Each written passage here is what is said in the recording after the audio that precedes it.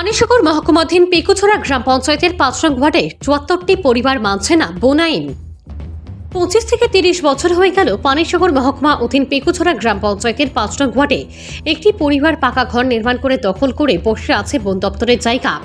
কোনোভাবেই ওই পরিবারকে উৎখাত করা সম্ভব হয়নি। এবার ওই বনভূমির জায়গায় নতুন করে গত শনিবার রাতে আরও ১৫টি পরিবার জায়গা দখল করে বসে আছে। এক এক করে হতে হতে ৭৪টি পরিবার এখন এই ৫ নং ওয়ার্ডে বসবাস করতে এসেছে বলে জানা গেছে। প্রতি ক্ষেত্রেই জায়গার মালিক হচ্ছে বন দপ্তর।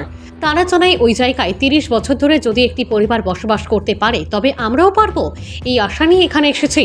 কাঞ্চনপুরের দশদাস লালচুরি সুভাষনগর বড় হলদি থেকে এইসব জায়গা থেকে ৭৪ পরিবার এসে আশ্রয় গ্রহণ করেছে। তাদের বক্তব্য, এরা বিভিন্ন জনবসতি নিয়ে সেখানে রিয়াংদের কারণে বসবাস করা, অযোগ্য ভাবায় নিজেদের বাঁচাতে এবং মান সম্মান সহ নিজেদেরকে রক্ষা করতে এরা এসে সরকারি জায়গা দখল করেছে।